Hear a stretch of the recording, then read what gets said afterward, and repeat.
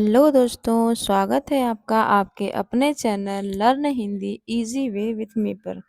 तो दोस्तों, आज हम लोग हिंदी साहित्य के इतिहास में जो विभिन्न काल विभाजन किए गए हैं उसकी वीडियो को देखेंगे। तो आज हम लोग मिश्र बंधु और आचार्य रामचंद्र शुक्ल जी के काल विभाजन के बारे में जानने वाले हैं, जो किसी भी परीक्षा की दृष्टि से बहुत ही महत्वपूर्ण है। तो चलिए हम लोग समय बर्बाद नहीं करते हैं और जल्दी से शुरू करते हैं वीडियो को। देखिए, मिश्र बंधुओं का काल विभाजन। मिश्र बंधुओं ने संपूर्ण हिंदी साहित्य को कितने भागों में बांटा है? 8 भागों में। पहला क्वेश्चन यदि बनना हो तो वो कैसे बन सकता है कि मिश्र बंधुओं ने हिंदी साहित्य के इतिहास को कितने भागों में बांटा है? तो 8 भागों में। कितने भागों में? 8 भागों में। और कितने, देखिए कौन कौन से हैं। पहला है आरंभिक काल, दूसरा है माध्यमिक काल, तीसरा है अलंकृत काल, चौथा है परिवर्तन काल, पांचवा है वर्तमान काल। अब ध्यान दीजिएगा, अब 5 तो मुख्य भाग होते हैं और उसमें एक एक भाग में दो दो बिंदु इन्होंने कर लिया है, आरंभिक काल को, माध्यमिक काल को और अलंकृत काल को। तो इस तरह कुल मिलाकर उन्होंने हिंदी साहित्य के इतिहास को 8 भागों में विभक्त किया है। अब आरंभिक काल की समय सीमा क्या क्या है? तो आरंभिक काल को मिश्र बंधुओं ने 700 से 1444 विक्रम संवत तक माना है। आपको ध्यान ये देना है कि जो मिश्र बंधुओं ने समय सीमा मानी है वो विक्रम संवत ने मानी है। तो आरंभिक काल की समय सीमा क्या है? 700 से 1444 ईस्वी तक। और उसके भी दो भाग हैं, पूर्व प्रारंभिक काल और उत्तर प्रारंभिक काल। तो पूर्व प्रारंभिक काल की सीमा है 700 से 1343 ईस्वी। देखिए, और उत्तर आरंभिक काल की समय सीमा क्या है? 1344 से 1444 विक्रम संवत तक। आरंभिक काल की समय सीमा मिश्र बंधुओं के अनुसार क्या है? 700 से 1444 विक्रम संवत तक। और उसमें से पूर्व प्रारंभिक काल और उत्तम आरंभिक काल दो भाग किए गए हैं।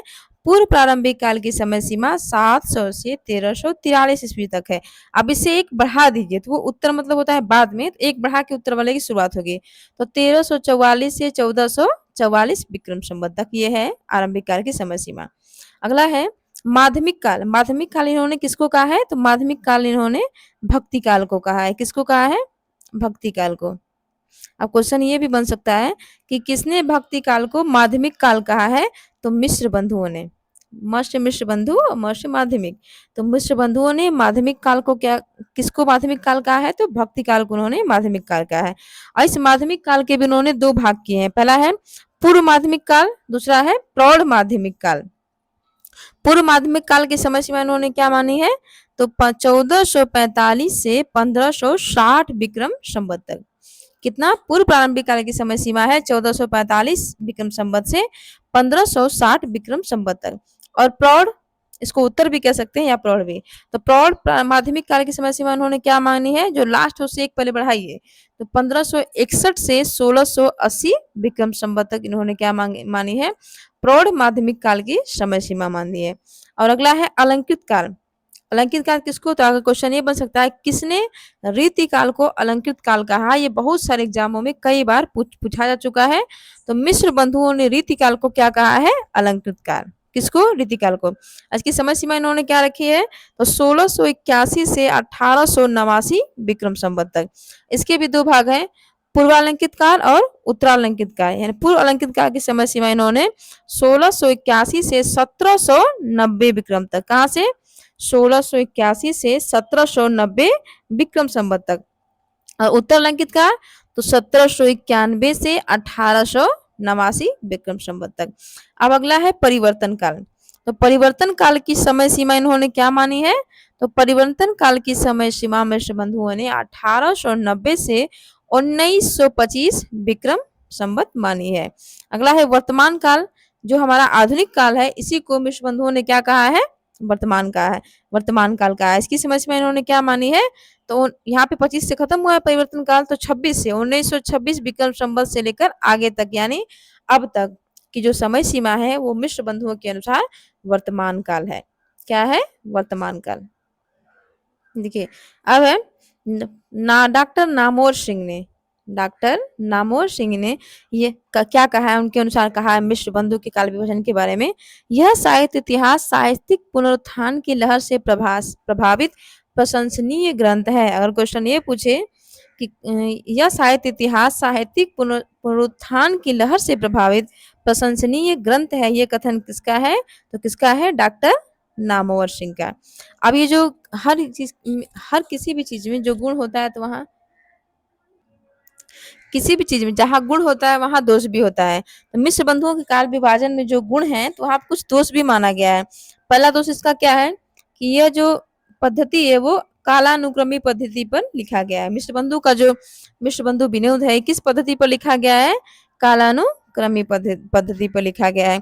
अच्छा, आपके लिए होमवर्क है, आप सभी लोग के लिए ये बताइए कि मिश्र बंधु विनोद कब प्रकाशित हुआ था, किस सन में प्रकाशित हुआ था? कमेंट बॉक्स में इसका उत्तर जरूर दीजिएगा। अब इसमें क्या क्या दोष है? तो पहला दोष है कालानुक्रमी पद्धति पर लिखा गया है। कौन सा ग्रंथ? मिश्र बंधुओं ने अपना जो ग्रंथ है मिश्र बंधु विनोद किस पद्धति पर लिखा है? तो कालानुक्रमी पद्धति पर लिखा है। और इसी दोष के कारण आचार्य रामचंद्र शुक्ल ने ये जो काल विभाजन है इस पर व्यंग करते हुए लिखा है। मतलब आचार्य रामचंद्र शुक्ल को ये काल विभाजन अच्छा नहीं लगा और इस पे उन्होंने क्या किया है? व्यंग करते हुए क्या लिखा है? लिखा है सारे रचना काल को केवल आदि, मध्य, पूर्व, उत्तर आदि खंडों में आंख मूंद कर बांट देना और यह भी न देखना कि किस खंड के भीतर क्या आता है और क्या नहीं, किसी वित्त संग्रह का इतिहास नहीं बन सकता। ये कथन किसका है? तो ये कथन है आचार्य रामचंद्र शुक्ल का। तो बिल्कुल इस कथन को ध्यान में रखिएगा, बहुत सारे एग्जाम में पूछा जाता है। तो इस तरह मिश्र बंधु विनोद का काल विभाजन, मिश्र बंधुओं का जो काल विभाजन है वो समाप्त हुआ। फिर से रिपीट कर लेते हैं। मिश्र बंधुओं ने संपूर्ण हिंदी साहित्य को कितने भागों में बांटा है? तो 8 भागों में बांटा है। मुख्य कितने भागों में बांटा है? तो 5, मुख्य रूप से 5 है और उसके उपभेद उन्होंने करके 8 कर दिए हैं। उपभेद के अनुसार 8 है और मुख्य कितने हैं? 5 हैं। तो पहला कौन सा? मुख्य आरंभिक काल, माध्यमिक काल, अलंकित काल, परिवर्तन काल और वर्तमान काल। आरंभिक काल की समय सीमा मिश्र बंधुओं ने क्या मानी है? तो 700 से 1444 विक्रम संवत मानी है।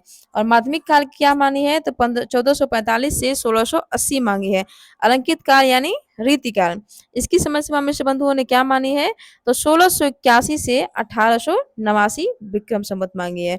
और परिवर्तन काल की समय सीमा क्या मांगी है? तो 1890 से 1925 विक्रम संवत मानी है। अगला है वर्तमान काल की समय सीमा क्या मानी उन्होंने? तो 1926 से लेकर के अब तक।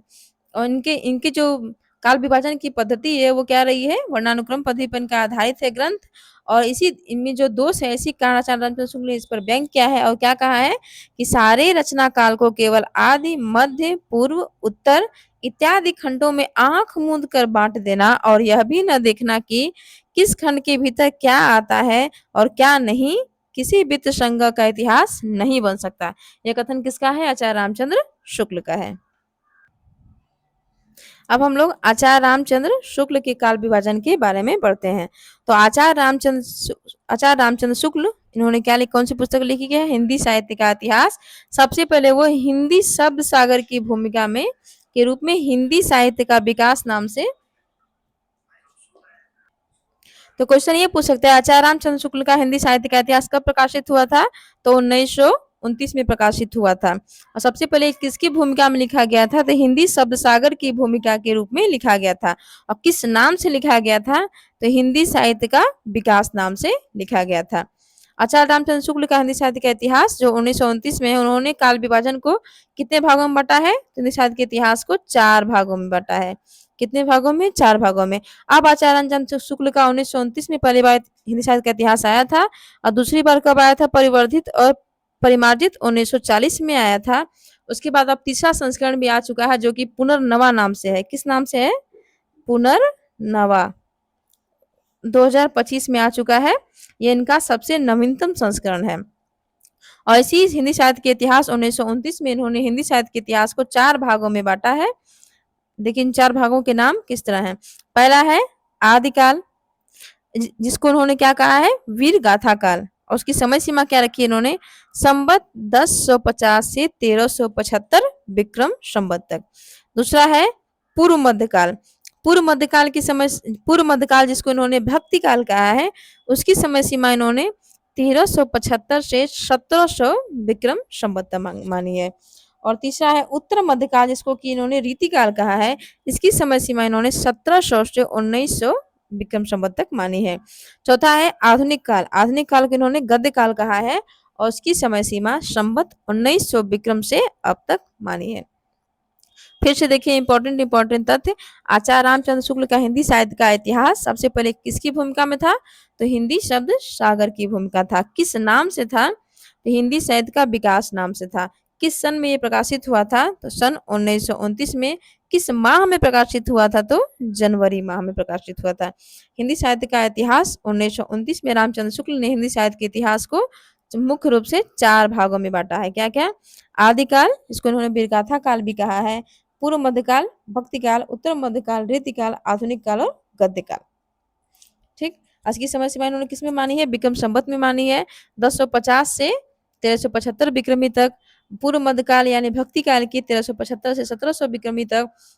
उत्तर मध्यकाल यानी रीतिकाल, इसकी समय सीमा इन्होंने 1700 से 1900 विक्रम संवत तक। और आधुनिक काल, जिसकी समय सीमा इन्होंने 1900 से अब तक मानी है।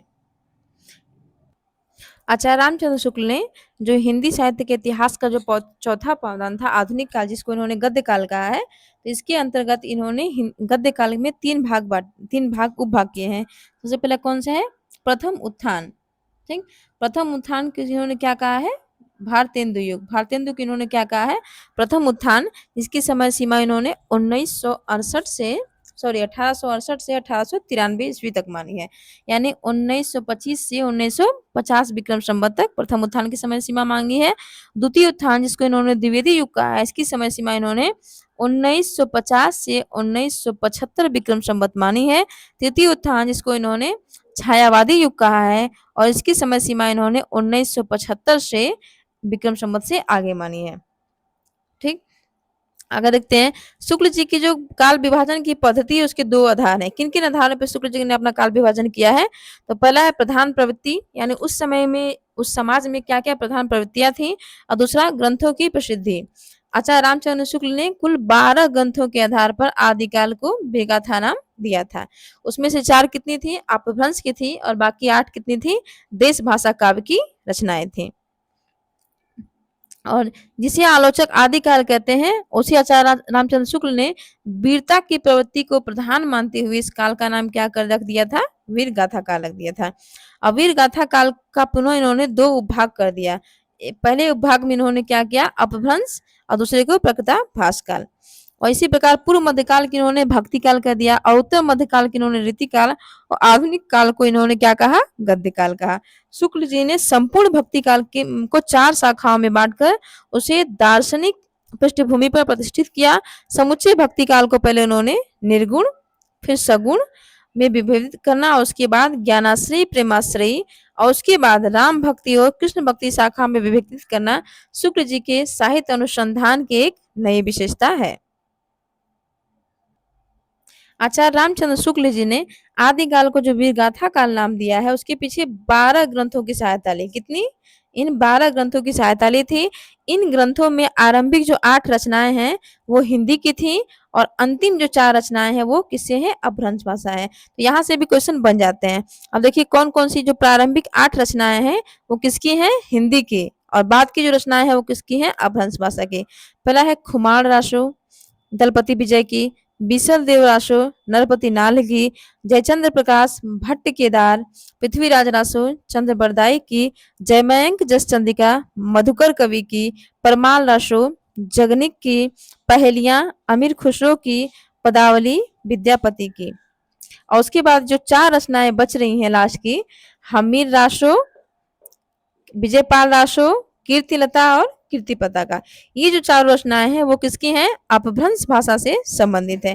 इनको यदि याद करना को हो तो हम सीक्वेंस में इस तरह याद कर सकते हैं। पहले प को रख लेते हैं, तो पदावली, पहेलियां, परमाल रासो, पृथ्वीराज रासो, जयमयंक जस चंद्रिका, जयचंद्र प्रकाश, बिशल देव रासो और खुमार रासो, ये सभी के सभी क्या हैं? ये देश भाषा की रचनाएं हैं, और इन्हीं को ही हम हिंदी की रचनाएं कहते हैं। और लास्ट के जो ये 4 रचनाएं हैं, हमीर रासो, विजयपाल रासो, कीर्तिलता और कीर्ति पताका, ये जो रचनाएं 4 किसकी हैं? अपभ्रंश भाषा की है। तो इस तरह से आचार्य रामचंद्र शुक्ल ने अपने काल विभाजन के आदिकाल को जो वीरगाथा काल कहा था, उसके पीछे इन्हीं 12 ग्रंथों की सहायता ली थी, जिनमें से जो प्रारंभिक 8 ग्रंथ हैं वो किसके हैं?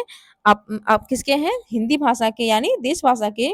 बाकी जो 4 हैं पीछे के हमी, रासो, विजय, पाल रासो, कीर्तिलता और कीर्ति पताका, ये किसके हैं? तो ये अपभ्रंश के हैं। यहाँ से भी एक क्वेश्चन बन जाता है, इसलिए आप लोग ध्यान पूर्वक इसको मन में रखे रहें।